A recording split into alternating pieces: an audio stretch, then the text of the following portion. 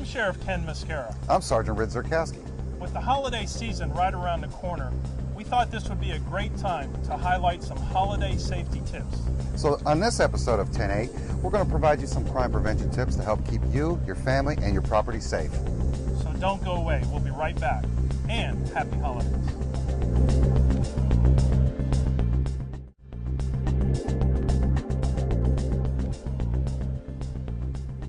Welcome back to 10-8. I'm outside of the St. Lucie County Sheriff's Office Courthouse Annex in St. Lucie West, where the Sheriff's Office Crime Prevention Unit is located.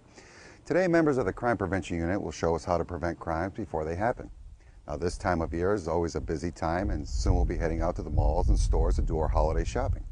And to that, the yearly influx of seasonal residents and tourists, and you have a perfect set of circumstances for criminals to commit crimes of opportunity. Most of these crimes can be prevented with just a little bit of caution and common sense.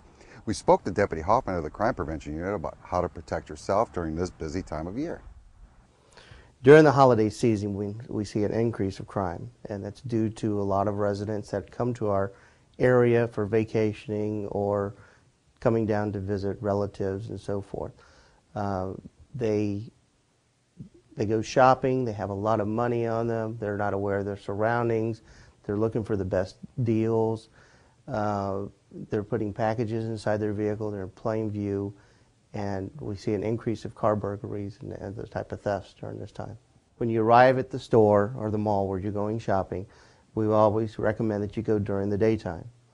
If you can't go during the daytime, go in, and you have to go in the evening. Bring a friend with you, if you can, a neighbor, a family member, but bring somebody with you. It's always better to go shopping as a team. You want to park in a well-lit area. If there's a light burned out and it's right near the front of the store, go to the nether entrance where the lighting is better. Don't park in an area that's dark.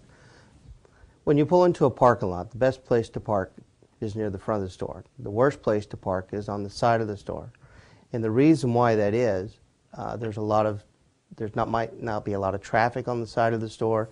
There might be other vehicles such as semis that obstructs the view so you can't be seen as well. Lighting might not be as well on the side of the building as it is towards the front of the store. And also, if you go in that side door, you don't know if it's going to be open when it's time for you to leave, so you'll have to walk all the way around the building to get back to your vehicle. When you pull into the parking lot, whether it's during the daytime or the nighttime, things you want to do is always park closest to the store if possible. When you pull into your parking spot, before you get out of your car, get all your items together that you're going to carry out, whether your purse, your wallet, whatever it might be. Get out of the vehicle, make sure your vehicle's locked. Scan the parking lot as you walk into the store. Always project yourself as you have good posture. Look confident as you're walking and scanning the parking lot at the same time. Once you're inside the store, you always want to be aware of your surroundings and what's going on with you, because you never know, somebody might try to do some type of distraction theft, whether they might bump into you and try to steal your purse. Somebody might come up to you and start asking you questions. You might be looking at an item and they'll start talking to you about it, and while you're doing that, somebody else can come up and actually go into the purse and steal their wallet, checkbook, and so forth. And not only inside the store, but even at gas stations, distraction thefts take place. A lot of times when you get out of the car and you're pumping the gas, somebody might start talking to you at the gas pump, and you might have your purse laying on the front seat of the vehicle, and they reach inside and grab the purse and they take off with it.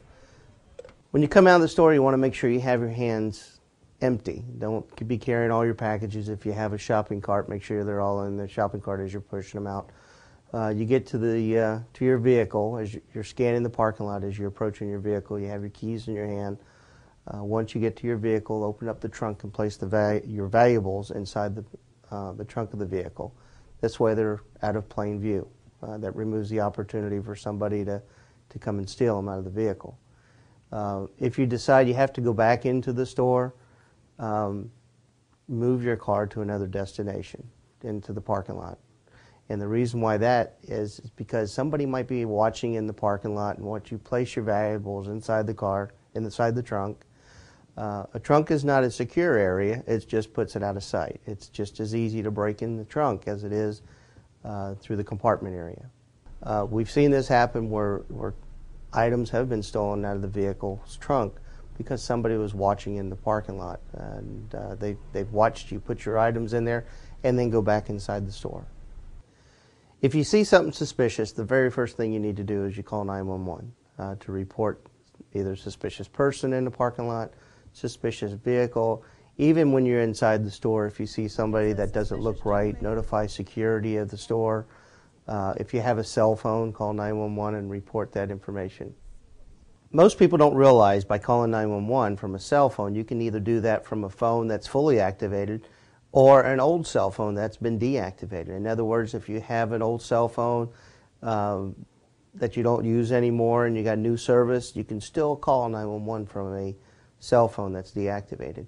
You can get cell phones from friends and family. You can get old cell phones from law enforcement. And there's other different types of programs that are out there to receive old cell phones. Thanks, Deputy Hoffman. That's a lot of great information. When we come back, we'll have some advice to help prevent your home from being burglarized if you're away for the holidays. But before we do, here is this episode's trivia question. Can you guess what percentage of all home burglaries that occurred during the first half of the year were in part of the home being left unlocked or showing no signs of forced entry? Would you guess 5%, 14%, or 23%? I'll give you the answer when we come back.